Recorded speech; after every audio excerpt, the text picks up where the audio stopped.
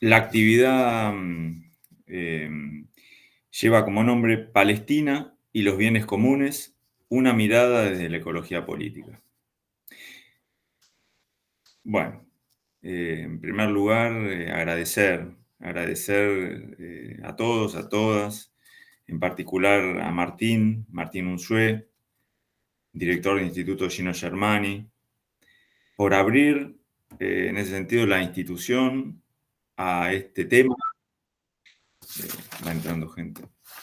En ese sentido, Martín, muchas gracias por dar lugar, este, más en este momento, donde también se cierran puertas con respecto a este tema, puertas, oídos, voces. También a los expositores, que después los vamos a presentar. Muchas gracias por haber aceptado, por venir a participar, a acompañar, y al público también. Es alentador que se sumen y puedan también compartir eh, la cuestión palestina desde el ángulo que estamos proponiendo hoy también de pensarla, ¿no? De pronto, y en ese sentido, al menos tenemos dos objetivos en el encuentro de hoy, y uno tiene que ver con un pequeño granito ínfimo de arena a darle visibilidad a, a lo que pasa en Palestina, en, en seguir hablando de Palestina, ¿no? De algún modo, seguir hablando cuando de pronto tampoco hay palabras, ¿no? Porque de pronto, en estos momentos, ayer mismo bombardearon instalaciones, una escuela de Naciones Unidas, 30 muertos. Eh, Somos testigos en tiempo real de la masacre de niños, de un infanticidio, que mientras estemos en esta charla, cada 10 minutos muere un niño en Gaza, ¿no? Eh, entonces, en ese sentido, de pronto no hay palabras. ¿Cómo nombrar eso, no? O qué decir. Sin embargo, bueno, tenemos que seguir hablando de la cuestión. Eh, Contribuir a la visibilidad. Una visibilidad que no es de ahora, ¿no? Sabemos que es un proceso histórico de intentos de borramiento y demás que es necesario dar. Y también en la actualidad con lo que conlleva, ¿no? El día a día de los horrores que nos enteramos y que vemos. El otro objetivo quizás es más específico, que tiene que ver con la cuestión palestina, o pensar la cuestión palestina desde los comunes o los bienes comunes, ya sean los bienes comunes de la naturaleza, pensar los procesos de apropiación, los procesos de apropiación de la tierra, apropiación del agua, apropiación del mar, eh, de los recursos naturales en general. Algo ligado hace unos días leí un informe que hablaba del ecocidio en Gaza, ¿no? Lo que significa los impactos ambientales y demás. En esos términos poder pensarlo también. Pero otra dimensión de los comunes, y ahí les proponemos recorrer desde esa materialidad de lo común, de la naturaleza, que es apropiada, de la cual los palestinos son despojados, palestinos y palestinas, eh, y pensarlo o rondar ahí una reflexión también en términos de lo común que se juega en Palestina, en términos de la condición humana, ¿no? En términos de cómo se define lo humano a partir de lo que está pasando en Gaza, o cómo se redefine, o qué es lo que está en juego en esos términos a partir de el genocidio, el apartheid, la ocupación colonial que atraviesan los palestinos, tanto en Cisjordania como en Gaza, ¿no? Entonces, esto, ¿no? También poder traer una reflexión del diálogo que nos trae la cuestión palestina para pensar la crisis de la modernidad occidental también, ¿no? Ahí poner en juego, hoy en día se nos presenta que vemos que la gobernanza de posguerra se cae se cae como una estructura ante las sucesivas violaciones de Israel a las resoluciones de Naciones Unidas, ¿no? Entonces, bueno, hay un poco desde lo concreto hasta la tragedia de lo no común, de lo que nos trae Palestina. Nos acompaña para estas reflexiones Mercedes Taboada. Ella integra el Movimiento Nacional Campesino Indígena, Vía Campesina. Ella es productora agroecológica de la rama agraria de la UTEP, la Unión de Trabajadores de la Economía Popular. Ella integra el Consejo Provincial de la Agricultura Familiar también, entre otras cuestiones, que ella, si tiene ganas, nos contará también. Nos acompaña Gisela Cardoso también, otra de las expositoras. Ella es miembro de la mesa directiva de la Asamblea Permanente por los Derechos Humanos, integra el Comité Argentino de Solidaridad con el Pueblo Palestino y el Programa Ecuménico de Acompañamiento a Palestina e Israel. Es así. También es becaria doctoral. También, si quiere, nos contará y nos ampliará un poco. Y el tercer expositor es Rodrigo Carmi Bolton. Él es académico del Centro de Estudios Árabes de la Facultad de Filosofía y Humanidades de la Universidad de Chile. También, Rodrigo, si tenés ganas después de ampliar, también lo puedes hacer. Bueno, lo que les proponemos ahora es arrancar con Mercedes. Vamos a escucharla y después seguirán los otros expositores y bueno, haremos después alguna ronda de diálogo y demás. Gracias. Mercedes. Te tengo que habilitar yo, ¿no? No, estoy bien. Si me escuchan bien ahí. Buenas Sí. tardes a todos, a todas, a todes. Y Palestina. Trae, la verdad,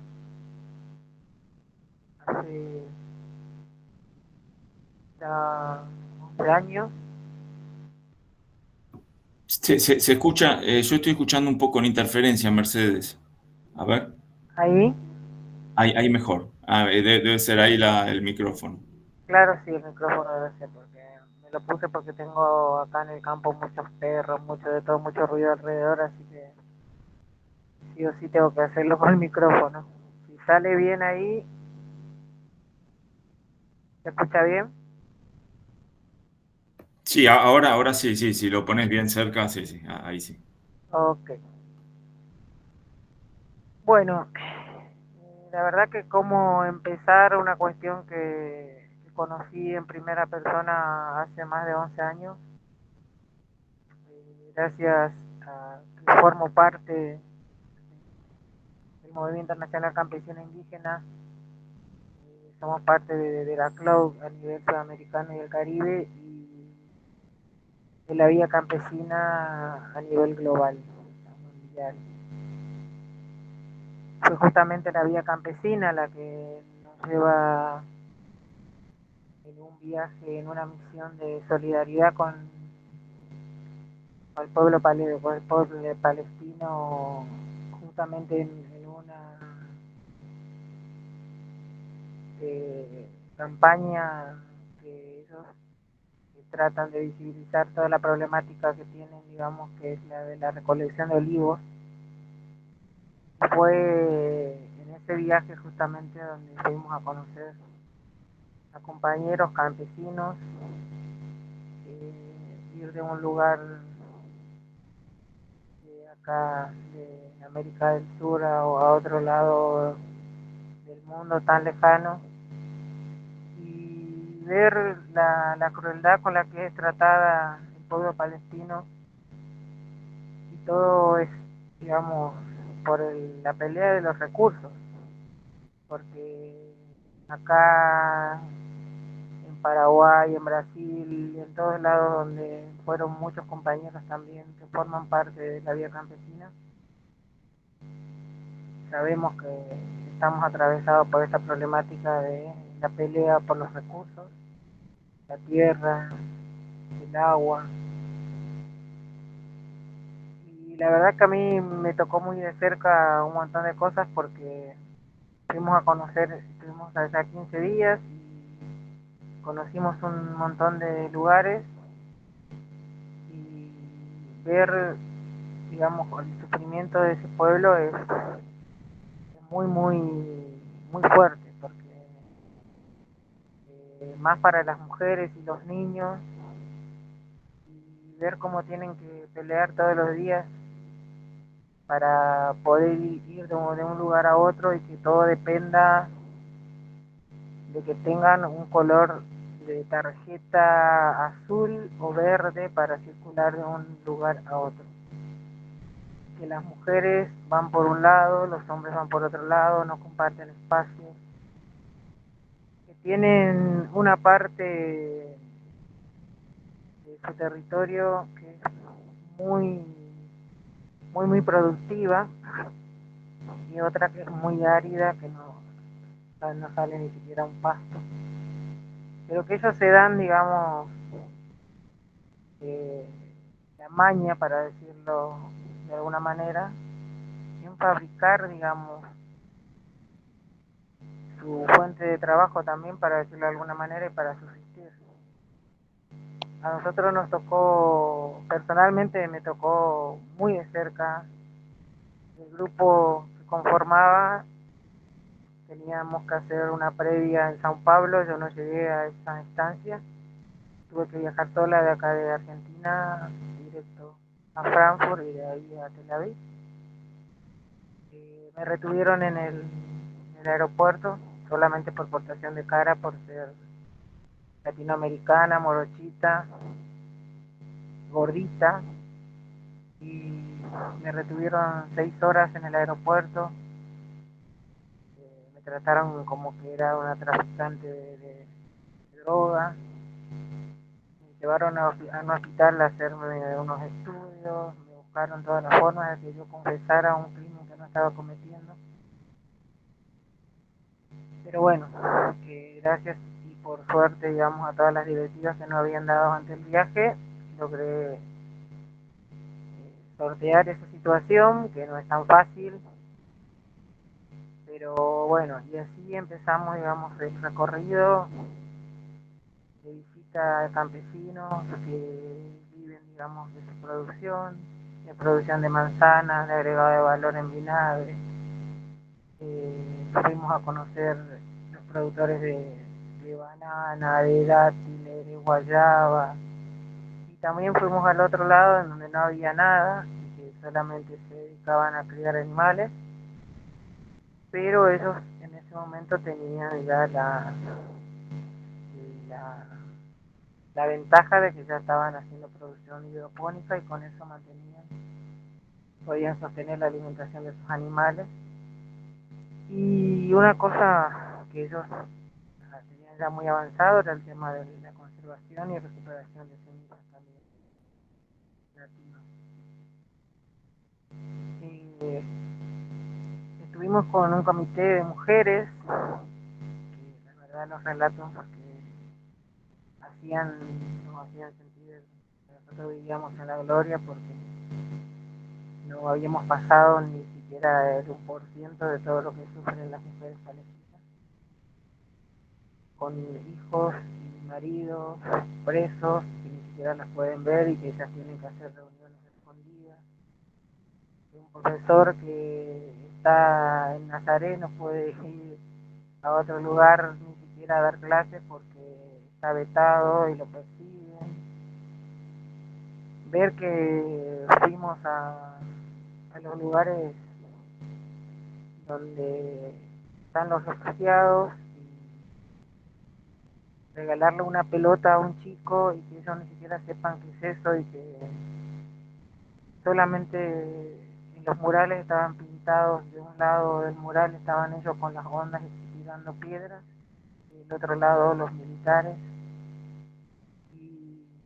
y esa era la diversión que ellos tenían, digamos, tirarle piedra a los militares que no los dejaban salir de esos lugares.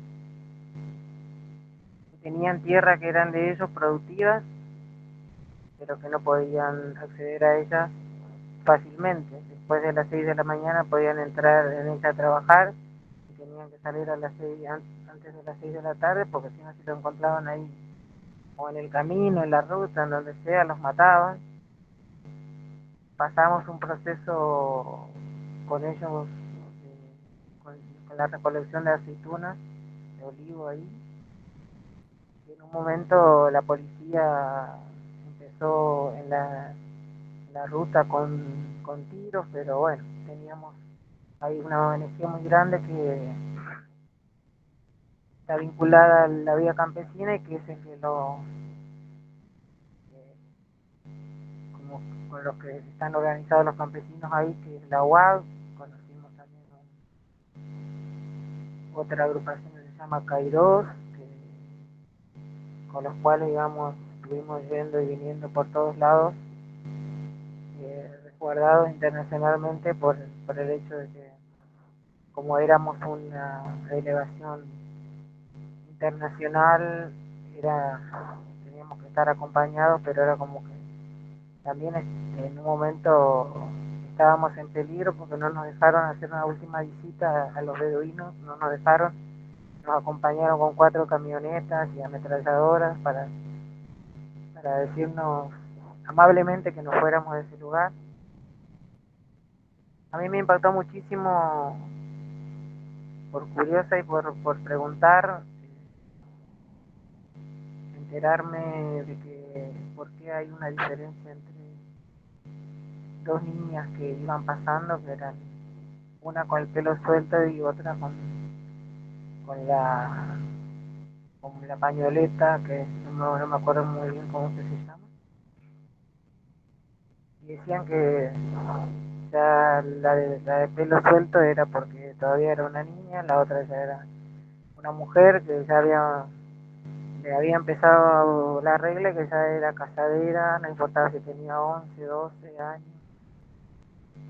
Eh, Era como que la mujer ahí no tiene ningún derecho absolutamente a nada, es una moneda de cambio prácticamente.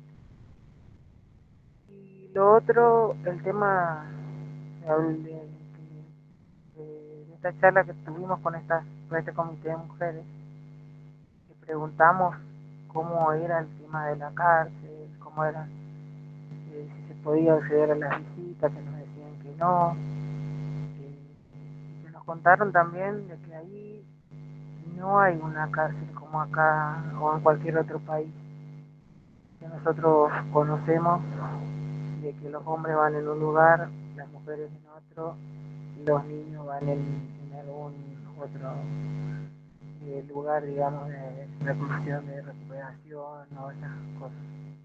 Sino que ahí hay un sistema de una cárcel común para todos. Ya, yo no lo concebía bajo ningún punto, digamos, pero bueno, eh, las cosas que nos contaban impactaron muchísimo. Nosotros como Vía Campesina tuvimos 3 viajes de solidaridad justamente para estas actividades de la recolección de olivos. Yo estuve en una en el 2013 y después se hizo una última que después de eso ya empezó a empeorar las cosas, empezaron a empeorar muchísimo. Hasta ahora, al punto de que hemos llegado a este momento que nosotros hay lugares que han sido bombardeados y han desaparecido y donde nosotros hemos estado compartiendo con la gente de esos lugares. Eh, Ahí el agua es terrible, que ellos pongan un alambrado electrificado para que nadie tome agua de ahí, para que ellos no puedan acceder al agua, para poder eh, sostener su producción, y si acceden es porque se los venden, o sea, les venden el agua, se los alambran, pero después le venden el agua, y es la manera en la que van cada vez cerrando un poco más, digamos, el círculo de la apropiación, digamos, de las tierras, y dejándolos a ellos sin un lugar, digamos, donde producir y donde vivir. Y esos son los dos recursos principales, digamos, la tierra y el agua. Así que esa fue, digamos, la experiencia que nosotros vivimos como parte, digamos, de esa misión de solidaridad con el pueblo palestino en ese momento. Justamente, digamos, se daba cada año en el mes de octubre. A mí me tocó esa vez y la verdad que me quedé bastante impactada y por todos los temas, digamos, de lo que acabo de mencionar, el tema de las mujeres, el tema de los niños y el tema, digamos, de la apropiación de los recursos naturales que se da prácticamente, digamos, a nivel mundial en cada país que vamos, en cada lugar que visitamos y de los cuales forma parte la vida campesina, es como el mismo tren, digamos, de la apropiación de los recursos y también, digamos, la lucha por, la, por las tierras productivas. Así que nosotros conocimos, fuimos de norte a sur, de este y oeste en esos 15 días y en cada lugar que estaban, o sea, tenían diferentes tipos de producción, pero la problemática era la misma, era sacarle a los palestinos su tierra, pero sin embargo le daban a otras colectividades como franceses, alemanes, entonces posibilidades y facilidades de que vinieran a vivir ahí y le armaban, digamos, le daban la casa, trabajo y encima le pagaban por venir a vivir en los espacios que ellos iban ocupando de los palestinos. Bueno, era un poco más o menos la tarea que tenía yo hoy de comentar un poco la vivencia que nosotros como Vía Campesina y personalmente tuve, digamos, con el pueblo palestino en ese año. Así que eso es lo que les puedo comentar y no sé, más adelante si hay alguna pregunta, alguna otra cosa, me lo hacen saber. Así que gracias. Gracias, Mercedes. Muchas gracias. Muchas gracias. Seguimos, Rodrigo. Hola, bueno, buenas tardes. Primero quería agradecer la invitación de Diego y de Martín para participar de este coloquio. Tengo muy buenas amistades y recuerdos del Gino Germani. Estuve justamente el año pasado allá, ¿no? En octubre hicimos una conversación en filosofía política con Miguel Rossi y Cecilia Abdo Pérez, ¿no? Y otros académicos ahí en el Gino Germani, así que tengo la mejor de las opiniones sobre el instituto y estoy muy contento, digamos, de poder participar acá precisamente a propósito de la cuestión palestina, ¿no? Y lo que quiero plantear son, yo diría, unos 3 puntos, ¿no? A propósito de la cuestión de los bienes comunes, ¿ya?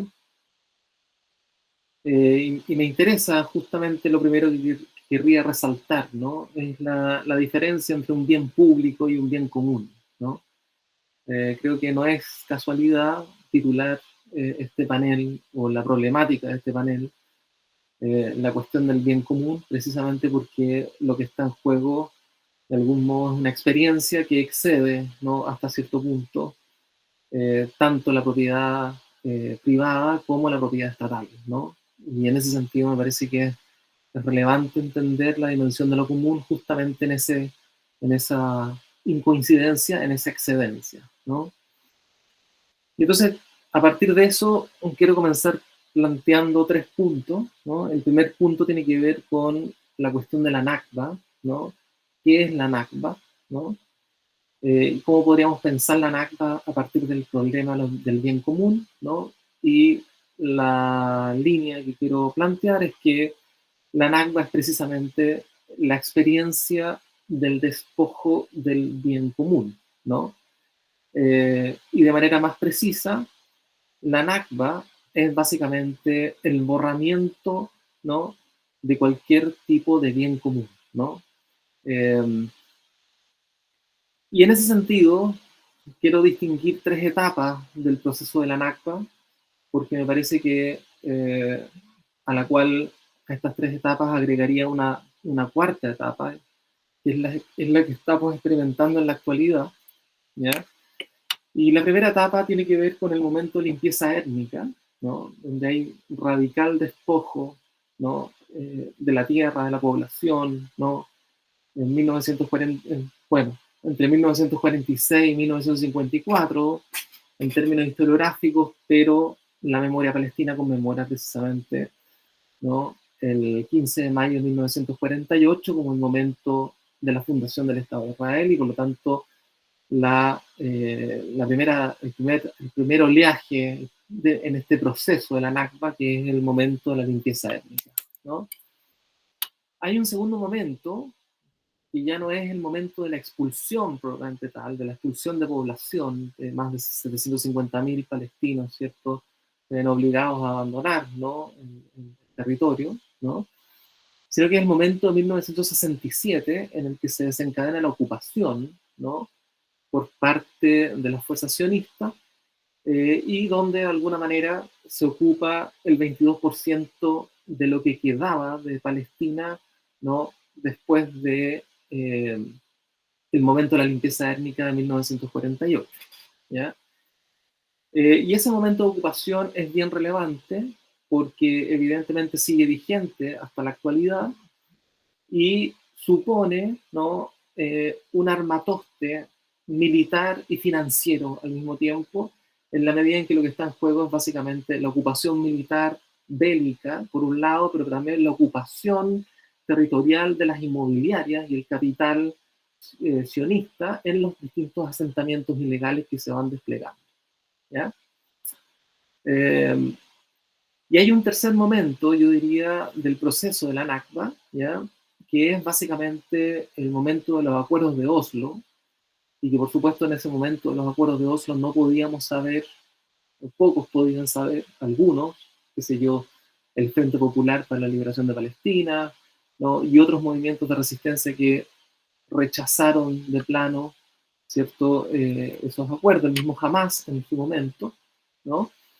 Pero el movimiento, gran parte del movimiento nacional palestino, ¿no?, en ese sentido, liderado por Arafat, ¿no?, y particularmente con la interlocución de la OLP, ¿no?, acepta, ¿no?, entrar en los acuerdos de Oslo, pero los acuerdos de Oslo en el fondo ya significaron básicamente, ¿no?, el replanteamiento de la gobernanza colonial, ¿ya?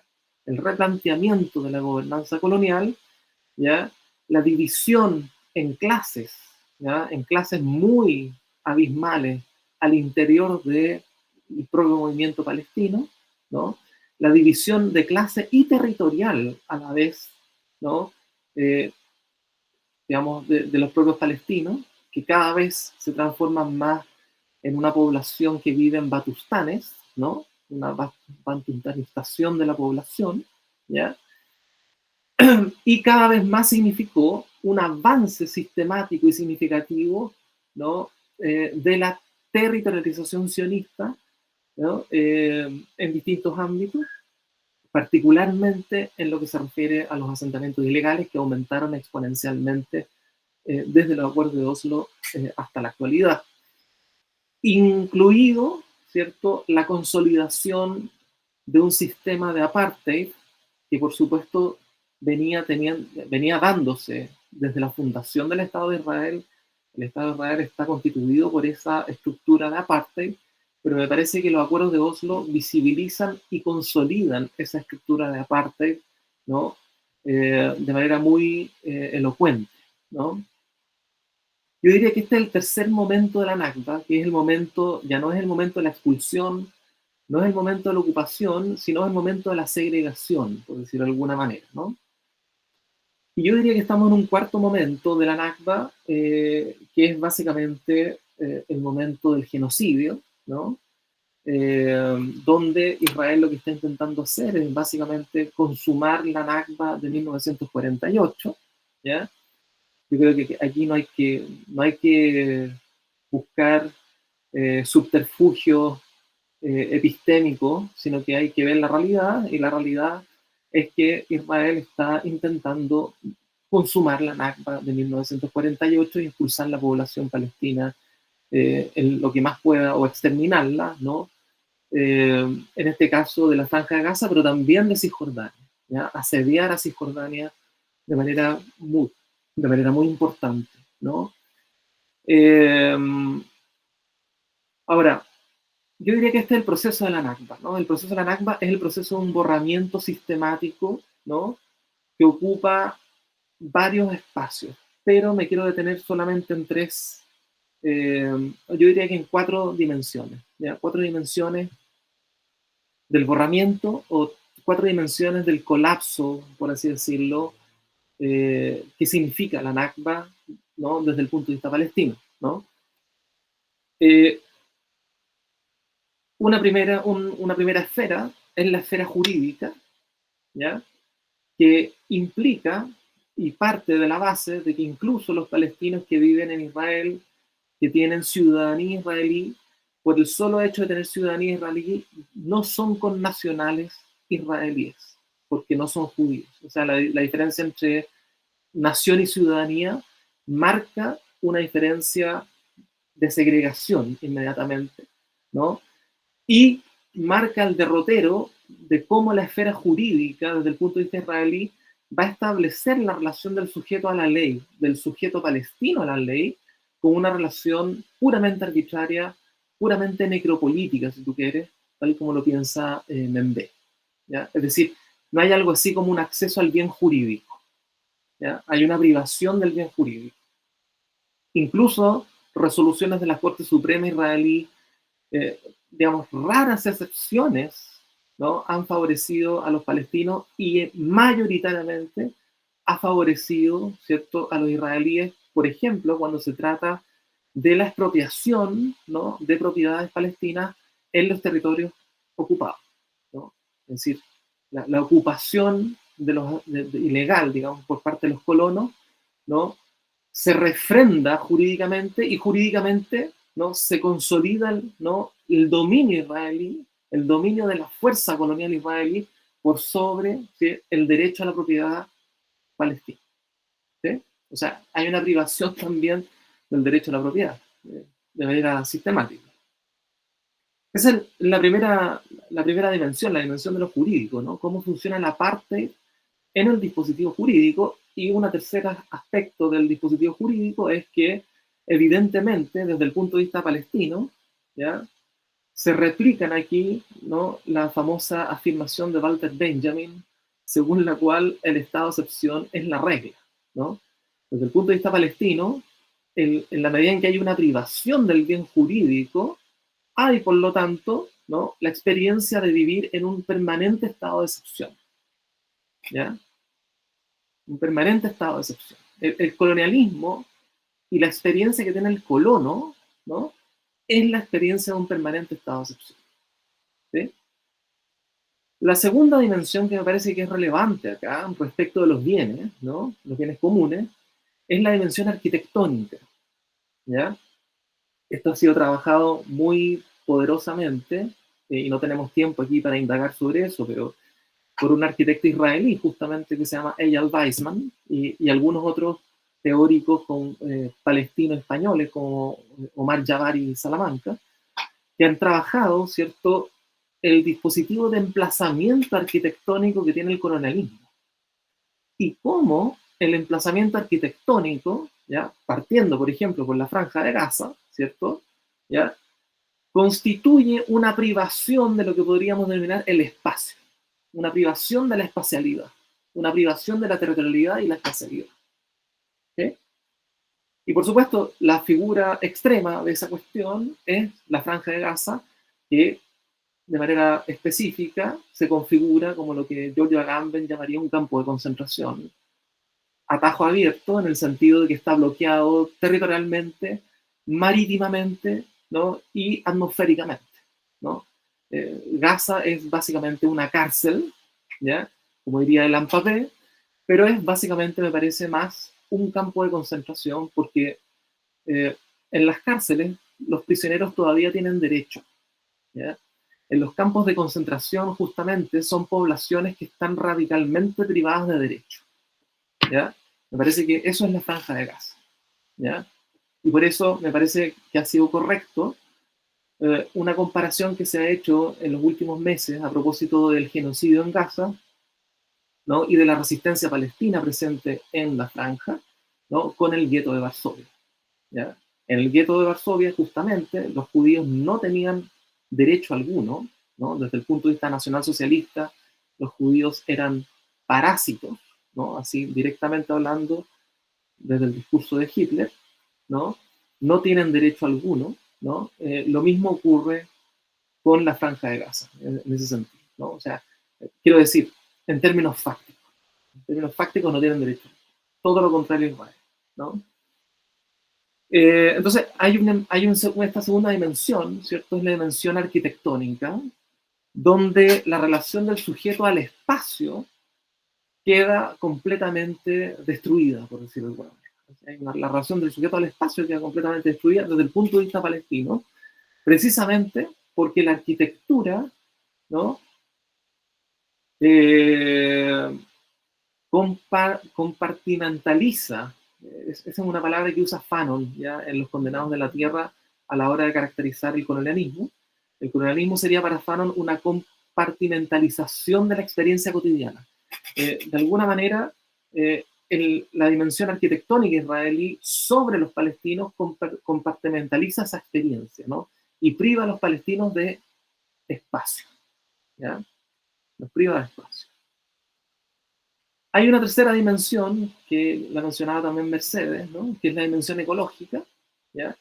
Y que la hemos visto de manera muy elocuente, ¿cierto?, en lo que ha ocurrido ahora en la Franja de Gaza, porque la misión israelí no es simplemente privar, ¿ya?, no es simplemente expulsar a los palestinos del territorio de Gaza, sino hacer que el territorio de Gaza sea ecológicamente invivible, ¿sí? Nadie va, digamos, era un poco divertido, un poco irónico, ¿cierto? Cuando Joe Biden decía, bueno, ahora tenemos un plan de paz, la primera cuestión es que los palestinos pueden volver a sus hogares. Bueno, ¿cuáles hogares han sido totalmente destruidos? ¿Cuál ambiente se ha sido totalmente devastado en términos ecológicos? Los olivos se queman, ¿no? El fósforo blanco perdura en la tierra, ¿cierto? Etcétera. Es decir, hay una catástrofe ecológica, ¿sí?, precisamente como parte del dispositivo genocida en curso, ¿ya? Y hay una cuarta cuestión que está vinculada, por supuesto, a la esfera arquitectónica y que tiene que ver con la dimensión estética o cultural, ¿ya? La dimensión estética cultural, pero estética en el sentido amplio de la palabra, como el problema de la sensibilidad de los pueblos, ¿ya?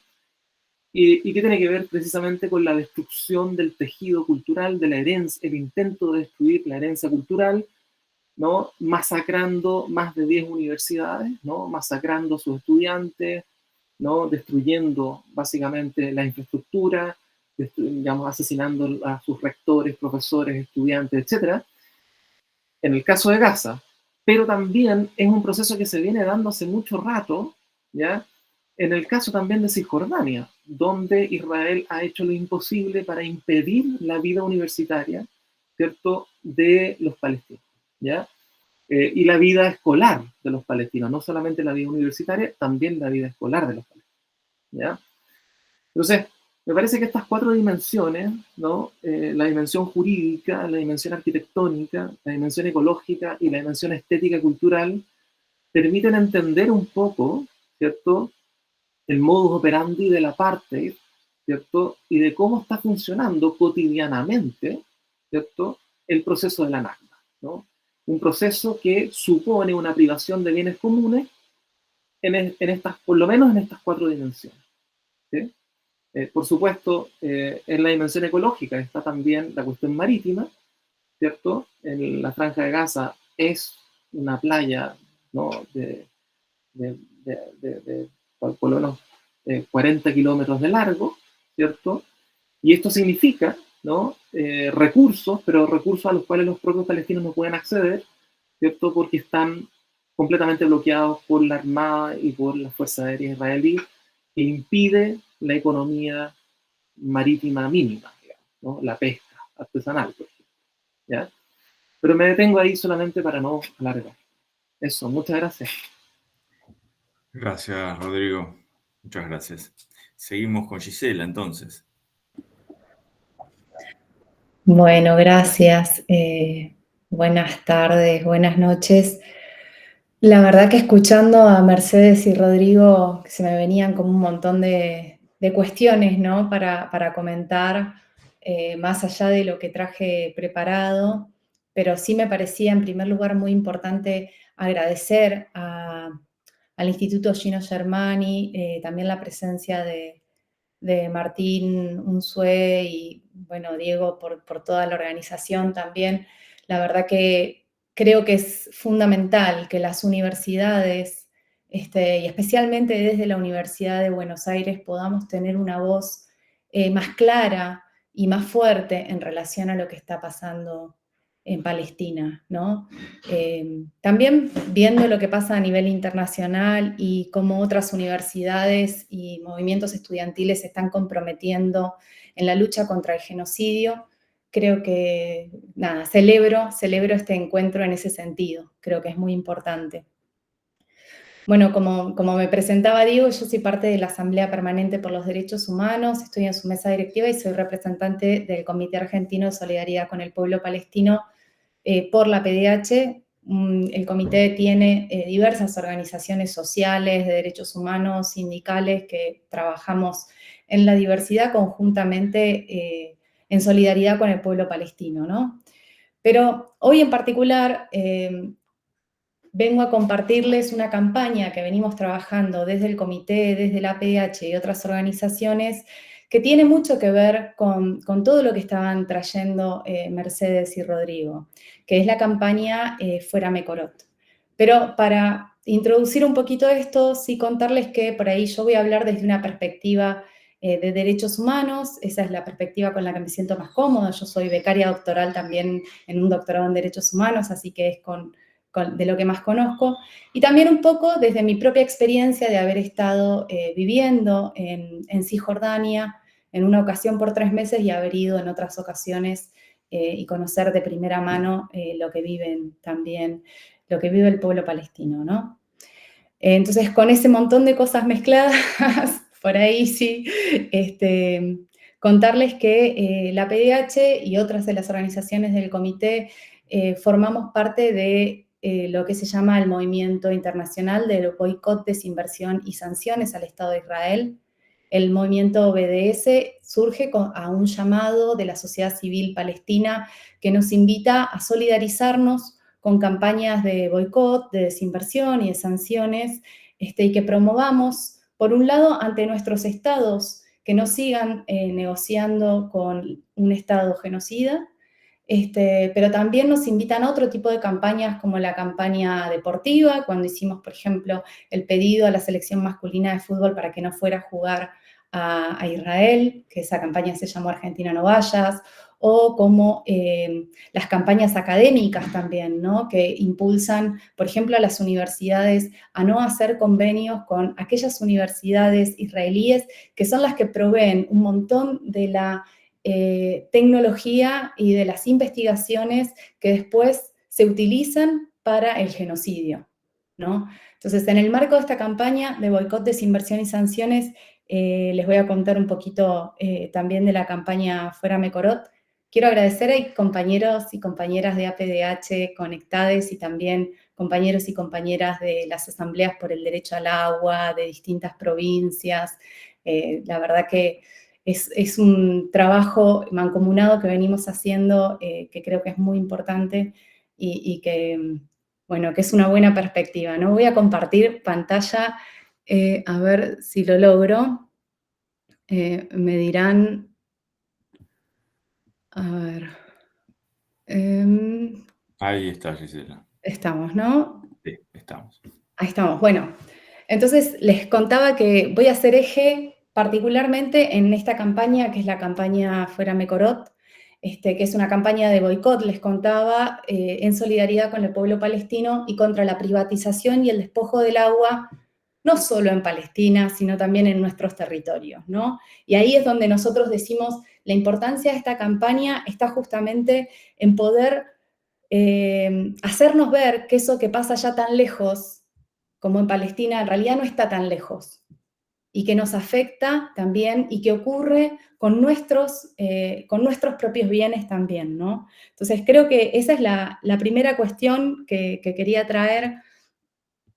Algo de esto que que les presento acá, ya lo estuvo comentando Rodrigo, pero la primera pregunta que surge cuando hablamos de la campaña Fuera Mekorot es, ¿qué es Mekorot?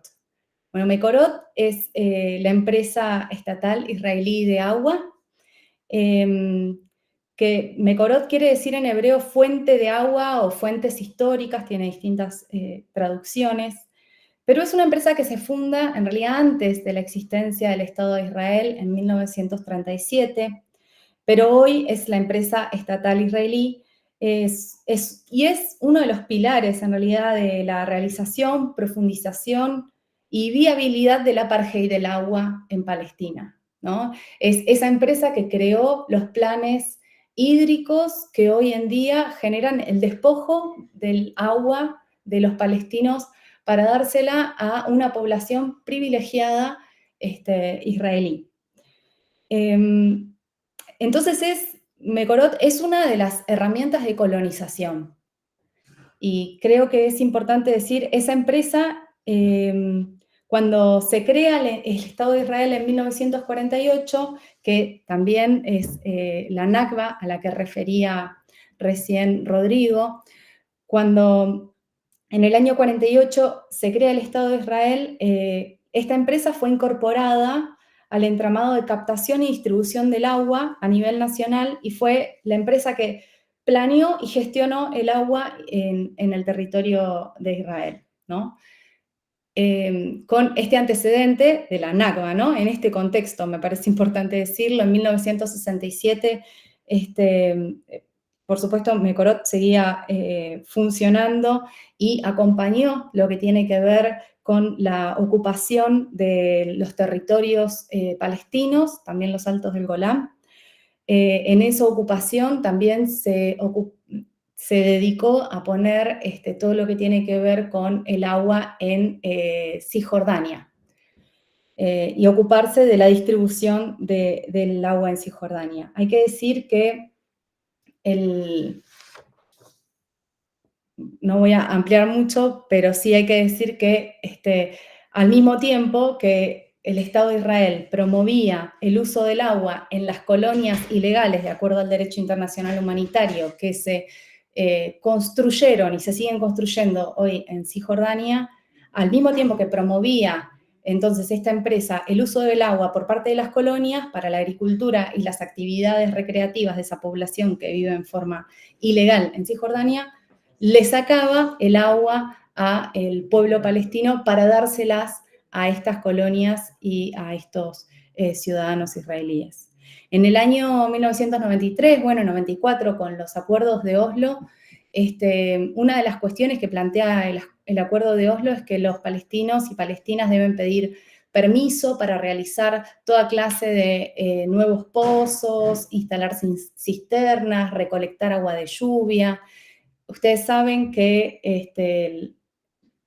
por los acuerdos de Oslo, Cisjordania quedó separada en 3 áreas, A, B y C, donde el área C, que es la mayor parte de Cisjordania, quedó bajo control administrativo y militar israelí, y entonces todo lo que ocurre en esa mayor parte, donde además están el 80% de los manantiales de agua de Cisjordania, dependen de las decisiones de Israel, ¿no? Esto es una ocupación militar, donde además en el área C los acuerdos de Oslo reconocen el absoluto control del Estado de Israel, razón por la cual Israel no da permisos para ninguna clase a los palestinos, para ninguna clase de construcción de cisternas, ni de hacer pozos, ni de recolectar agua de lluvia. Y esto, digo, se puede ver claramente en el día a día cuando hay demoliciones. Muchas de las estructuras que se demuelen tienen que ver con la garantía del derecho al agua del pueblo palestino, o simplemente cuando se ve que los tanques de agua son disparados a propósito para que no puedan recolectar agua los palestinos y las palestinas. Por el otro lado, y para seguir avanzando y no irme por las ramas, creo que también el año pasado, en octubre, una de las primeras definiciones que toma el Estado de Israel en relación a la Franja de Gaza es justamente cortar la provisión de agua y otros servicios, ¿no? Pero también la provisión de agua. Entonces, a mí me parece importante dar cuenta de cuál es la política que tiene el Estado de Israel en cómo se utiliza el agua, ¿no? Y bueno, y el agua claramente se utiliza como un arma de guerra y un arma de genocidio, ¿no? El agua es un derecho humano. Hay un informe muy interesante de Amnistía Internacional que ya tiene algunos años que habla específicamente del apartheid del agua en Palestina, recorre algunas de estas cuestiones que yo mencionaba recién y hace hincapié en particular en cuál es la situación en Cisjordania, donde el apartheid hace que los colonos israelíes puedan acceder a mucha más cantidad de agua a precios más bajos, mientras que la población palestina que vive bajo orden militar le sea mucho más costoso acceder al agua y mucho más difícil, ¿no? Dificultando así el acceso a un derecho básico de toda esa población. La empresa Mekorot figura en, si me están diciendo algo, no los estoy leyendo, así que me interrumpen, pero la empresa Mekorot figura en el listado de Naciones Unidas de las empresas denunciadas por violar los derechos humanos del pueblo palestino y que son cómplices de esta ocupación, ¿no? Me parece importante decir también que el presidente, por ejemplo, de Mekorot, no es ni un ingeniero hídrico, ni un técnico que sabe específicamente de agua, sino que su carrera es una carrera principalmente de las fuerzas policiales, donde fue además ministro de esas fuerzas en Israel. Entonces, digo, como para volver sobre este tema de cuál es la mirada que tiene el Estado de Israel sobre la utilización del agua. Voy a avanzar porque si no me quedo con poco tiempo. Este gráfico lo traje porque, bueno, cuenta un poco cómo es el consumo diario de agua promedio de los colonos israelíes en Cisjordania y la comparación con los palestinos en Cisjordania y en la Franja de Gaza. Obviamente esto de la Franja de Gaza es anterior a octubre pasado. En la actualidad se calcula que el acceso al agua está alrededor de 2 litros para los palestinos. Lo que recomienda la Organización Mundial de la Salud son 100 litros por persona, mínimo. Como ven, un colono israelí en Cisjordania accede a 369 litros potables, mientras que un palestino en Cisjordania accede a 73 litros, no todos potables. Y bueno, y lo que les contaba, en Gaza en la actualidad se maneja un número de 2 litros por persona, ¿no? Lo que hace que la gente se esté muriendo de sed y de hambre también, porque no permiten el ingreso de ese tipo de bienes. Sigo. Entonces, ¿qué nos muestra la experiencia de Mekorot en Palestina? Lo que nos muestra es que lo que sabe hacer Israel como política en relación al agua es el despojo, el robo, la mercantilización y la privatización del agua. Y eso, entendemos, desde la campaña Fuera Mekorot, también es lo que vienen es lo que exportan, ¿no? Eso es lo que saben hacer.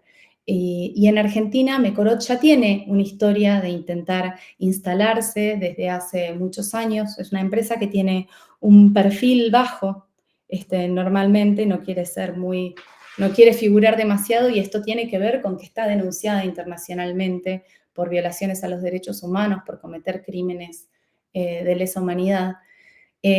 Así que podemos empezar con esta línea de tiempo desde el 2008, los primeros intentos, pero quiero destacar en particular en el año 2011, cuando Mecorot se quiso instalar en la provincia de Buenos Aires, particularmente en La Plata y alrededores. Se hizo una licitación a medida de Mecorot, y debido a la organización de las personas que estaban en La Plata, de organizaciones sociales, también de sindicatos que pudieron acceder a la información y denunciar lo que la empresa Mecorot venía a traer, que básicamente lo que se vio a la luz de las propuestas que traía la empresa Mecorot, se vio que lo que iba a generar era el aumento de los precios del agua para la población, la caída de la calidad del agua para los sectores más vulnerables de la ciudad de La Plata, y además se vio que la empresa Mecorot no podía saber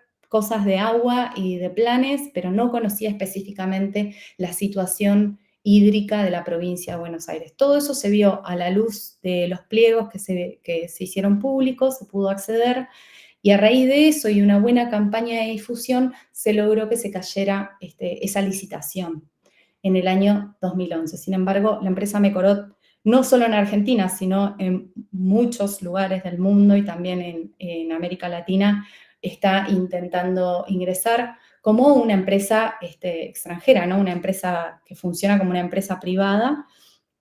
Y bueno, y en Argentina ha vuelto con toda la fuerza desde el año 2022, de la mano en ese momento de Guado de Pedro, y por medio del Consejo Federal de Inversiones, generando convenios con las distintas provincias que firmaron entre el 22 y el 23, pero hoy en día, por la aún mayor cercanía que tiene el gobierno de Javier Milei con el Estado de Israel, se han incorporado aún más provincias, lo que lleva los acuerdos firmados a 14 provincias en el día de hoy. ¿Y qué dicen estos acuerdos, no? ¿Para qué son estos convenios que firman? Que es interesante decir, la empresa Mecorot firma por intermedio del Consejo Federal de Inversiones. En la mayoría de los casos son para elaborar planes maestros de agua y reconfigurar la normativa hídrica de las provincias. Desde la campaña, nosotros, las distintas organizaciones han solicitado el acceso a la información para conocer específicamente qué plantean estos planes maestros, qué costos, qué tiempos, qué características específicas, y una gran dificultad con que nos hemos encontrado es que no nos brindan la información, ¿no? Esta es la primera violación, digamos, a nuestros derechos pasa por ahí también, con que no nos están brindando la información que es solicitada, o muchas veces la información que se brinda es muy acotada, y lo que vemos es que son los mismos 5 puntos que firman más o menos todas las provincias con el CFI y con la empresa Mecorot, ¿no? Por otro lado, tampoco se consulta a las comunidades originarias en relación a un bien como es el agua, algo que también correspondería y que por lo tanto configura una violación a los derechos, ni nos permiten participar de las decisiones de políticas públicas en relación al agua, ¿no? También ahí, retomando el acuerdo de Escazú, podemos encontrarnos con muchas violaciones a nuestros derechos que entendemos no es casual que no nos brinden la información. Porque justamente una de las cuestiones que aprendimos en el año 2011 con la campaña anterior fue que cuando se investigaba nos encontrábamos con que había buenas razones y muy claras y muy concisas para poder comunicar, por las cuales no queríamos ni queremos a la empresa Mecorot. Pero ya la conocemos, esta es la verdad. Entonces, y otra de las cuestiones, sí, ahí ya intentando cerrar, otra de las cuestiones tiene que ver con que lo que vemos es que las provincias que están firmando con Mecorot son aquellas donde justamente se está impulsando el modelo mega extractivista, de la megaminería, y entonces no nos parece casual, porque sabemos que la megaminería necesita de mucha agua, y para utilizar ese agua, entonces necesitan una empresa como Mecorot que sepa sacarle el agua a los pueblos para dársela a unos privilegiados como pueden ser estas grandes empresas, ¿no? Sabemos que la búsqueda de estos convenios que firma Mecorot es la modificación de leyes y códigos provinciales del agua que van a favorecer la privatización y la mercantilización, un reordenamiento de uso y destino de la infraestructura existente en relación al agua para favorecer a estas empresas, la adopción de valores económicos y financieros también que van a determinar el aumento del costo del agua, y por supuesto el aumento de tarifas y costos de inversión. Voy a cortar acá, voy a dejar de compartir porque escucho algunos... a ver, ¿cómo dejo de compartir? Acá. Y vuelvo acá. Entonces, ya cerrando, me extendí un poco. Lo que sí me parece importante decir es que entonces todo esto que nosotros veníamos hablando del despojo y de eso que parece como tan lejano, y de esta experiencia que tienen las empresas que llevan adelante la colonización, el apartheid, el genocidio en Palestina, se están instalando acá, y es lo que saben hacer y es lo que traen, y un modo, y creo yo, de solidarizarnos también con el pueblo palestino tiene que ver con esta posibilidad de boicotear estas empresas, que no las queremos acá, que sabemos que además después Israel, no solo el Estado de Israel va a venir con su empresa Mecorot a generar el robo de nuestra agua, sino también después le va a querer vender al Estado argentino, como ya lo hace, armas para la represión cuando salgamos a luchar por nuestro derecho al agua.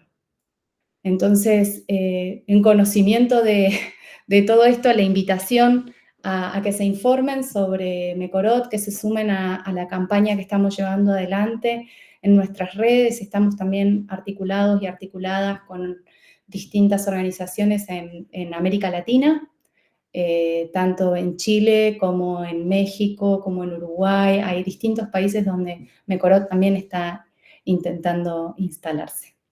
Así que corto ahí, pero quedo abierta a preguntas. Gracias, Gisela. Muchas gracias. Les proponemos ahora intervenciones de vuelta a Gisela, a Rodrigo y a Mercedes. Por ahí una ronda de 1 minuto y medio, así, de cuestiones que se le hayan aparecido a partir de las intervenciones entre ustedes, digamos, ¿no? Seguramente a Gisela, a Rodrigo y a Mercedes lo han dicho, y por ahí ahora tener así esto, un ratito cada uno, cada una para reintegrar un poco, porque hay muchos puntos de conexión que le podemos ahí sacar un poquitito más de jugo. ¿Quién tiene ganas de recuperar ahí, Rodrigo? ¿Querés empezar vos? Sí, o sea, podría ser una cosa muy breve, tomando un poco lo que está planteando Gisela a propósito de Mecorot, digamos que, y también podríamos plantear la cuestión de las armas también, ¿no? Yo diría que lo que uno podría visualizar, digamos, haciendo una paráfrasis de una de las tesis de Achille Mbembe, ¿no? Cuando Mbembe dice, estamos asistiendo al devenir negro del mundo, ¿no? Uno podría pensar, ¿no?, que estamos asistiendo también al devenir Nakba del mundo, ¿no? El devenir Nakba del mundo es precisamente, ¿no?, la palestinización del mundo en distintos ámbitos y con distintas intensidades y modulaciones, ¿no? No solamente la israelización de las empresas, ¿no?, sino también la configuración de racionalidades coloniales, por así decirlo, y de replanteamientos de cuestiones relativas a la tierra en distintas partes del mundo, ¿no? Y en ese sentido es muy interesante lo que ha ocurrido en los últimos 6 meses con las protestas globales, porque ahí lo que está teniendo lugar en esta intifada, ¿no? En realidad estamos asistiendo a una intifada, pero es una intifada global. Esto es muy interesante. La intifada nace en los territorios ocupados palestinos, en 1987, ¿no? Podríamos considerar también la intifada de 1936, pero de manera más precisa, ¿no? Más reciente, quiero decir, la intifada de 1987, se agranda el año 2010-2011 con la intifada regional en los distintos países árabes, ¿no? Y se agranda en un tercer ciclo con la intifada global, digamos, a propósito precisamente de la cuestión palestina en la actualidad, y que por supuesto una intifada que tiene muchos niveles y muchas gradaciones, pero que da cuenta de un punto, ¿no? Que es lo que podríamos llamar el derecho, una reivindicación del derecho de uso. El derecho de uso de la palabra, por ejemplo, referirse en las universidades al vocabulario palestino, y cómo las universidades, digamos, censuran el vocabulario palestino, ¿sí? Privan el derecho a hablar en palestino, por decirlo de alguna manera, ¿ya? Pero también el derecho de uso de la tierra, ¿no? Y de los bienes, en último término. También la palabra es un bien, ¿no? Común. Y entonces la tierra también es un bien en el que los pueblos están comprometidos porque entienden que de alguna manera lo que se está tejiendo en Palestina no es otra cosa que un pequeño fragmento, ¿no? De lo que sucede en el presente, ¿no? De otra manera, una especie de paradigma del presente, ¿no? Un crisol a partir del cual podemos contemplar, ¿no? El presente. Entonces, me parece que ahí, ¿no? La intifada lo que pone de relieve, ¿no? Es el derecho de uso, ¿no? Del uso común, ¿no? Un derecho de uso que está justamente impugnando, ¿no? Al conjunto de apropiaciones, ¿no? Que están teniendo lugar en el capitalismo contemporáneo, como esta nueva fase de acumulación, ¿no? Que se da en distintas partes del planeta, ¿no? Solo esa palestinización o ese devenir Nakba del mundo me parece que es bien relevante, ¿no? Ponerlo de, digamos, ponerlo de relieve, ¿no? Extraordinario, Rodrigo, extraordinario, realmente. A ver, seguimos. Mercedes, ¿tenés ganas, Gisela, de recuperar ahí alguna cuestión del diálogo? O esto mismo que Rodrigo trae, la palestinización de los pueblos del mundo, ¿no? Parafraseándolo ahora, es muy interesante pensarlo en el doble juego de los procesos que sufrimos como pueblos, pero en los procesos también de construcción de una alternativa, ¿no? Porque ese devenir, esa palestinización de los pueblos del mundo lo podemos pensar tanto en términos de los apartheids, genocidios y expropiaciones, pero también de recreaciones de lo común, de formas de solidaridad global, y en ese sentido está más ligado a esto que trae de vuelta Rodrigo brillantemente, de una intifada, ¿no? Global, y ahí también hay una palestinización en todo caso, pero emancipatoria, ¿no? Recuperar es eso que tanto, ¿por qué nos conmueve Palestina? No solamente porque vemos esos niños descuartizados por bombas, pero también nos conmueve por la resistencia palestina, sin idealizar ninguna organización armada ni nada en particular. Hablo de un pueblo que con dignidad decide permanecer en su tierra, ¿no? Y en ese sentido la intifada como el derecho al uso, que tanto lo saben los campesinos del mundo, con un sujeto con el que Pablo y varios de los que están acá nosotros trabajamos, y Mercedes lo trajo con mucha fuerza. Me parece que el relato de Mercedes también trae eso, esa identificación del pueblo palestino con los pueblos campesinos, ¿no? Bueno, disculpen, ahí me conmocionó lo de Rodrigo, me pareció muy interesante. Que Gisela, Mercedes, ¿quién quiere seguir? Bueno, no, yo por eso cuando empecé El micrófono, Mercedes, no se te está escuchando y me parece que está ahí, bueno ahí, escucharte con detenimiento. no, decía que así como lo dije al principio, esto de que encontrarnos en lugar como América Latina y el otro lado del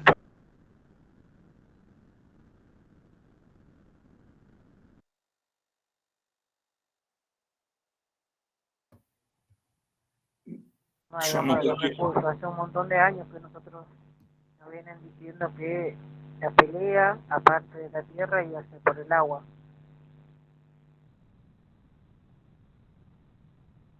Mucho más de cerca.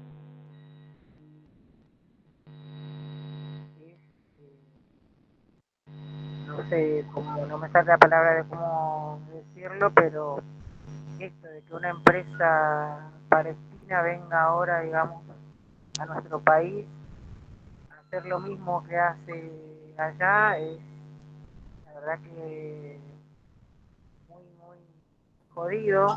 Y ahí me parece que tenemos que todas las organizaciones que somos responsables y que tenemos, como que dice siempre, la suerte, digamos, de encontrarnos con otras organizaciones que peleen, que tengan estas banderas de lucha como la que están llevando adelante Gisela con otras organizaciones más por el tema del agua. Es muy importante que visibilice y que se conozca, digamos, estas empresas, así como en un momento, vos lo sabés, Diego, nosotros ahí en el Delta también formamos parte y salíamos a pelear contra uno que venía a usurpar ahí, a adueñarse del Delta.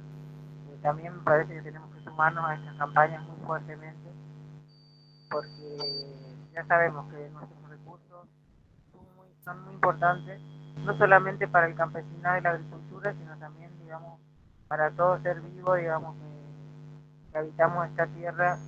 Y no nos olvidemos que no solamente nosotros acá en la Argentina, sino en el mundo entero, así como la compañera Berta Cáceres, por también justamente pelear por, por un río, por la no contaminación de un río, contra una multinacional, la terminaron matando, dio su vida, digamos, por el cuidado del medio ambiente. Así que quería traerla a ella también, justamente espacio, porque fue una compañera que la verdad que costó la vida justamente, cuidar el recurso más preciado que es el agua.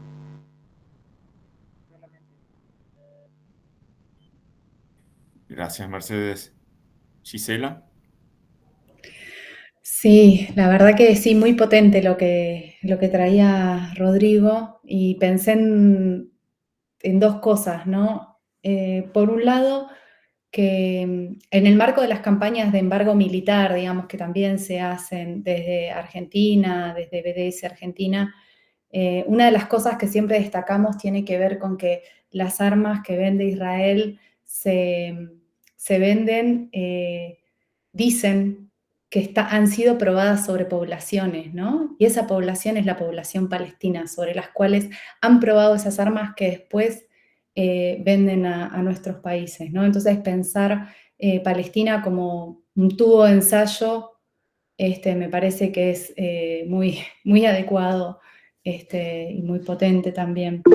Por el otro lado, otra cuestión que sí quería traer es que los palestinos y las palestinas hablan del sumud, y el sumud es esta idea de resistencia, pero es una idea de resistencia mucho más amplia que quizás con lo que una podría pensar. Cuando se piensa resistencia, inmediatamente se lo asume como una resistencia armada, por ejemplo, y el sumud es mucho más amplio, y es tanto más amplio que habla de que la mera existencia es resistencia para el pueblo palestino, ¿no? Bueno, y a la luz del genocidio que vemos todos los días, creo que está tan claro, ¿no? Que el existir es resistir para el pueblo palestino, y eso también es parte del sumud. Bien, bien, Gisela, gracias por sumar este elemento. Hacemos ahora, si les parece, una pequeña ronda de preguntas. Ahí había algunas manos levantadas, Camilo, si no me equivoco. Y tratemos de ser breves con las preguntas, así aprovechamos el tiempo. ¿Sí? Gracias. Muchas gracias por la invitación. Yo soy de Chile, bueno, me tocó como hacer mi investigación magíster con... Hay interferencia, Camilo, hay un poco de interferencia. ¿Ahora sí? Sí, bueno, que les contaba que yo hice mi investigación de maestría en la lucha contra la salmonicultura en Ushuaia y en Puerto William.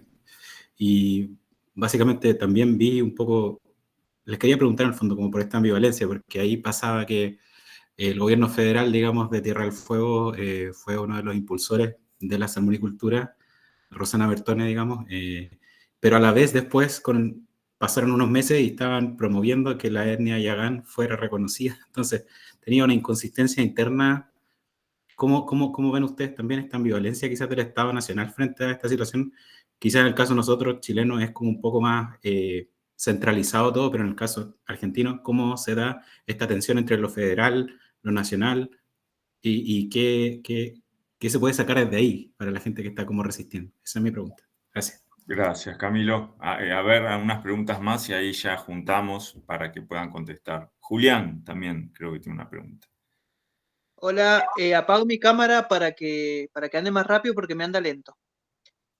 Bueno, primero que nada, gracias a Gise, la verdad que me sentí muy representada en su voz, en el tema de la campaña Fuera Mecorot, así que muchas gracias.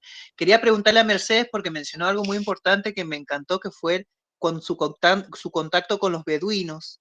Quisiera preguntarle si pudo tener más relación con el tema del desierto, con la vida de los beduinos en el desierto, si algo nos puede comentar ahí en esa relación. Y a Rodrigo quería preguntarle acerca del orientalismo.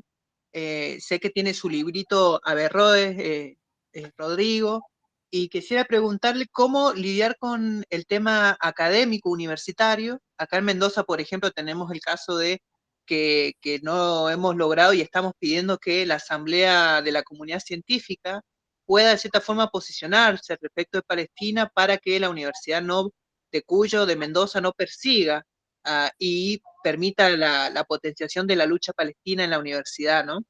Así que quería preguntarle cómo, y desde su mirada, acerca del orientalismo y cómo combatirlo. Muchas gracias. Gracias, Julián. ¿Alguna pregunta más? Así hacemos la ronda de respuestas. ¿O quién tiene ahí algún comentario? Bueno. ¿Quién quiere? Gisela, Rodrigo, Mercedes. Hay comentarios y preguntas para los tres, así que ¿quién quiere empezar? A ver, yo por ahí puedo, lo del orientalismo se lo dejo a Rodrigo, lo del, la experiencia con las comunidades beduinas, seguro Mercedes tiene para contar. La verdad que, bueno, cuando es una cultura distinta, se juegan muchas cosas, ¿no? Pero sí me voy a animar con la otra pregunta, con la que tiene que ver con el federalismo. Y yo pensaba en realidad que para hablar de las cuestiones que nos plantea, o los desafíos, vamos a decir, que nos plantea el federalismo, estamos para una tesis, ¿no? Porque es realmente amplia la situación. Y pedirle coherencia al federalismo a mí me parece que bueno, que la verdad es algo que podemos pedir, pero es algo que en la práctica vemos que no sucede. Así que desde ese lugar sí creo que lo que, por lo menos desde la experiencia de las campañas que tenemos de solidaridad con el pueblo palestino, el federalismo muchas veces fragmenta las luchas que tenemos y nos complica esa articulación, pero por el otro lado sí creemos, y ahí las campañas de boicot, desinversión y sanciones han logrado identificar cuáles son aquellas cuestiones que nos unen, a pesar de esas diferencias, ¿no? Por ejemplo, la campaña Fuera Mecorot, cada provincia firma por su lado con el CFI, con el Consejo Federal de Inversiones. Y las cosas que nos encontramos es que no necesariamente son exactamente iguales esos convenios que se firman ni esas decisiones que se toman. Sin embargo, en la campaña articulamos para darnos a conocer entre las distintas provincias qué es la información a la que accedemos, y las estrategias que nos vamos dando son también estrategias coordinadas a nivel nacional, ¿no? Con nuestras particularidades, pero entendiendo que lo que estamos defendiendo es nuestro derecho humano al agua. Ahí también creo que hubo una gran inteligencia desde la campaña de lograr articular organizaciones que vienen luchando por los bienes como es el agua, y también organizaciones que luchamos por los derechos humanos, y también organizaciones que luchan en solidaridad con el pueblo palestino, ¿no? Entonces hemos logrado ahí una articulación de organizaciones que no veníamos trabajando antes en conjunto, y que hoy, gracias también a los medios virtuales, nos permiten trabajar conjuntamente, conocer otras experiencias como la del 2012 y 2011 en la provincia de Buenos Aires, que nos dan la pauta de que es posible que se vaya esta empresa argentina y que es posible trabajar coordinadamente con este objetivo, ¿no? Eso. Buenísimo. Sí.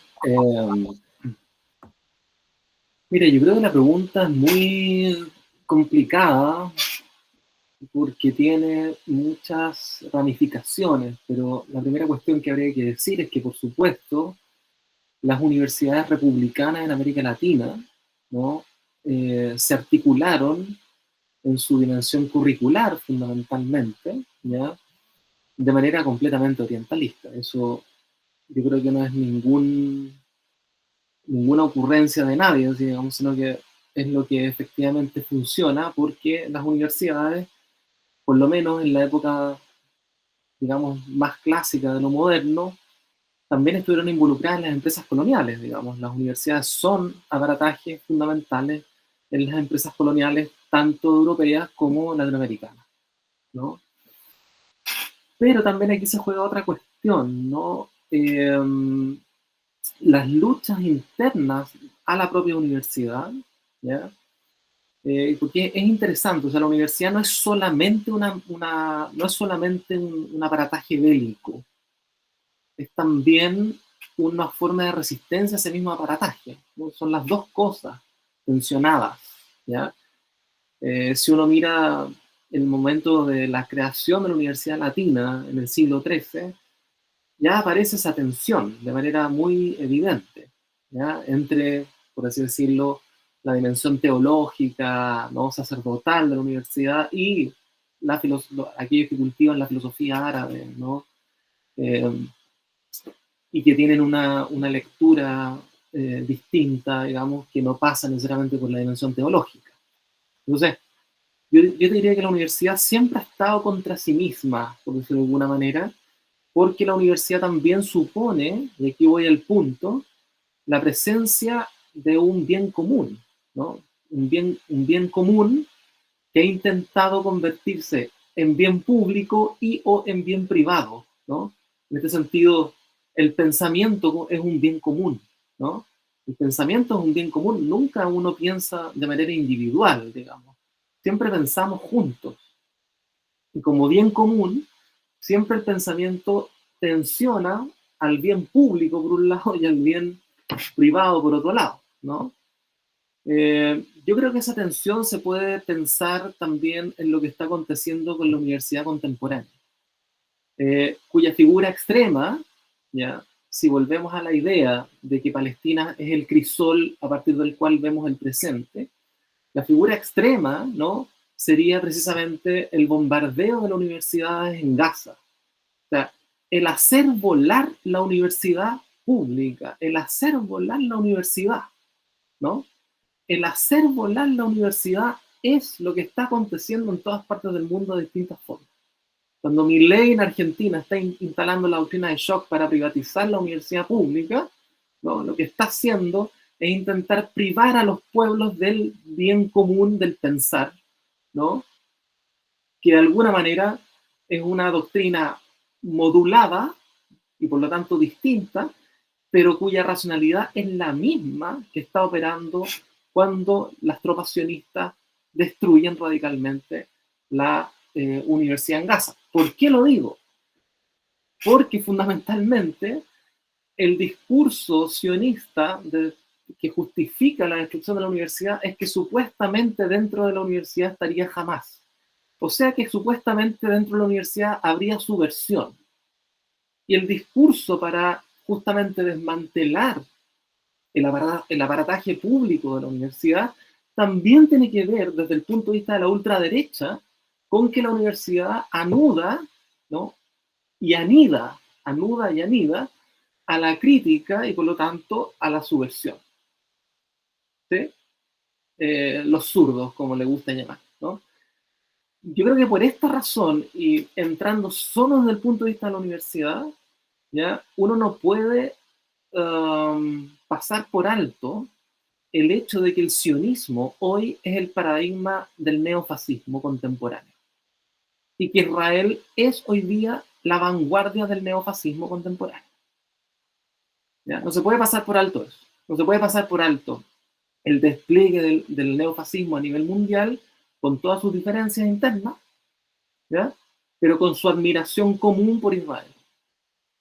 ¿Sí? No se puede pasar por alto. ¿Ya? Entonces, yo te diría que, claro, la cuestión orientalista, particularmente, no es un detalle, ¿ya? que pueda solucionarse por la mala o buena voluntad de los estudiantes o de los profesores que hacemos un mínimo esfuerzo para poner en tela de juicio el aparataje, ¿no? El aparataje representacional del orientalismo. Sino que es una cuestión política que tiene que ser de alguna manera desmantelada, ¿no? Desde el punto de vista político, desde el punto de vista de poner de relieve la cuestión de lo común, por decirlo de alguna manera. ¿Ya? Dicho de otra manera, ¿ya? El orientalismo es la lengua universitaria hegemónica. ¿Ya? Y la cuestión interesante que está sucediendo hoy día es que la descolonización de Palestina, ¿no? y la lucha global, ¿no? Que se está dando, esta intifada, ¿no? a propósito de la palestinización del planeta, está poniendo en juego otra lengua. Y por eso la censura, ¿no? La censura sobre el término sumud, por ejemplo, al que hacía referencia Gisela. La censura sobre el término intifada. Hace meses atrás un canal colombiano me entrevistó y me preguntó si acaso la intifada era antisemita. Yo dije, bueno, intifada significa revuelta, no tiene nada de antisemita, digamos, ¿no? Entonces, la censura sobre el vocabulario palestino es la censura sobre las humanidades populares del mundo palestino que está impugnando, ¿ya? a la episteme del saber poder universitario hegemónico, por decirlo de alguna manera, ¿no? No sé si me voy explicando ahí un poco en el punto, pero hay una relación entonces entre genocidio y universidad que es muy evidente. Gisela la puso de relieve de manera muy elocuente, ¿no? Pero hay otra manera de pensar la universidad que precisamente es aquella que resiste frente a esa maquinaria bélica de corte orientalista, ¿no? Entonces, da la impresión que a lo que estamos asistiendo, ¿no? es algo así como el estallido de la universidad moderna, ¿no? que está cristalizado en el bombardeo de las universidades de Gaza y que lanza el mensaje de que los pueblos han de estar privados de universidad, que los pueblos no pueden tener universidad. Porque el hecho de que los pueblos tengan universidad significa que los pueblos piensen y los pueblos no pueden pensar, ¿no? Tienen que ser conducidos. La única manera de restituir la conducción, ¿no? de restituir, por así decirlo, el dominio sobre los pueblos es que los pueblos no piensen, ¿no? que sean pensados por, ¿no? Creo que por ahí va un poco el asunto y por cierto, el orientalismo es un aparataje, digamos, es un aparataje antisemita, con esto termino, es un aparataje antisemita de manera constitutiva. Fíjate, ¿ya? Fíjate que en la misma introducción del libro de orientalismo, ¿ya? Said hace un comentario muy raro Y es un chiste, pero es un comentario, como todo chiste, es lo más verdadero que se puede decir, digamos, ¿no? Él dice, hacia el final de la introducción del orientalismo, de que él piensa que el orientalismo converge con la historia del antisemitismo europeo, ¿ya? Y que uno podría pensar que el orientalismo es la rama islámica de ese antisemitismo. Yo creo que lo que Said abre como para discutir, ¿no? Y al menos un trabajo que he realizado yo en los últimos años tiene que ver con eso, es poner en tela de juicio la noción de los semitas, digamos, como categoría racial, y mostrar, en último término, por qué el sionismo es también antisemita. ¿Sí? ¿Por qué el sionismo es antisemita? ¿No? Y es antisemita básicamente porque su representación del mundo simplemente desplaza al judío, ¿no?, por el palestino, ¿ya? Y sitúa al judío de antes, ¿no?, como el europeo de hoy, ¿no? Es un proceso de relocalización de posiciones, ¿no? El sionismo en ese sentido, ¿no?, pone en juego el orientalismo y por lo tanto pone en juego en último término la dimensión antisemita de ese mismo orientalismo europeo, ¿no? Por ahí creo que se podría leer algunas cosas, pero lo dije de manera un poco vaga, digamos, pero es más o menos la idea, ¿no? Bien, Rodrigo, muy extraordinario. La manera vaga en que lo dijiste, igualmente extraordinario. Mercedes, quedás vos. Bueno, ¿se escucha? Sí.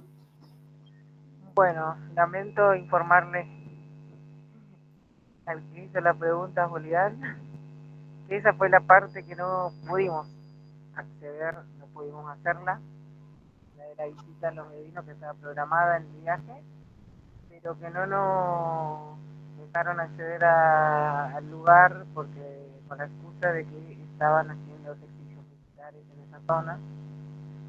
Fue cuando nos invitaron muy amablemente con 4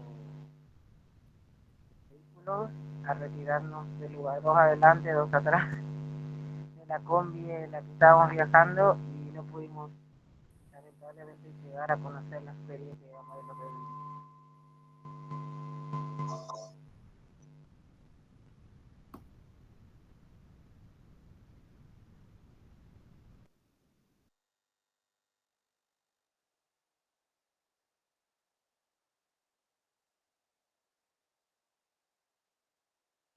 ¿Estás muteado, Diego? Ahora sí. El coordinador muteado. Bueno, gracias, Mercedes. Eso estaba diciendo. Y bueno, estaríamos ya en el cierre. Creo que ha habido ahí tiempo de intervenciones y han quedado muchas puntas, muchos temas. Hay algo que quiero destacar, es esto, que sea un punto de partida o agregarnos ahí en una lista de episodios que hace falta que nuestra universidad se involucre y que sucedan. Por eso agradecí de entrada la generosidad de Martín Unzué, de que el Gino Germani asuma un poco a la visibilidad de la cuestión palestina. Así esto, han quedado puntas, la verdad que gracias a Gisela, a Rodrigo, a Mercedes, tengo ahí anotado muchísimas cosas para seguir dialogando, pero bueno, hay que no sea, trataremos de hacer otros encuentros y demás con otros ejes ahí que también nos convoquen, y profundizar un poco, el seguir hablando de Palestina. Sí, esto ahí están preguntando. Sí, hay algunas, disculpen, para incluir a todos y a todas, sí hay comentarios. Bueno, muchas gracias por compartir. Acá Pablo plantea la reciente crisis del agua en Uruguay, viene a partir de un proyecto elaborado con la consultoría de Mecorot. Gracias, Pablo. Agregando información, suma un link para quien le interese. Tania, globalizar la intifada. Camilo, la Sudáfrica del apartheid e Israel desde 1977 fueron dos de los grandes proveedores de armas de la dictadura de Pinochet. Por dar un dato, sin duda, importante, gracias Camilo. Tania pregunta, ¿contamos esto para registro? Sí, va a estar en el YouTube del instituto, se va a subir, se grabó. Así que sí, que va a estar disponible. Nos estamos viendo, estamos en contacto. De vuelta, muchas gracias. Y a no dejar de hablar de Palestina. Muchas gracias. Chao, gracias. Gracias.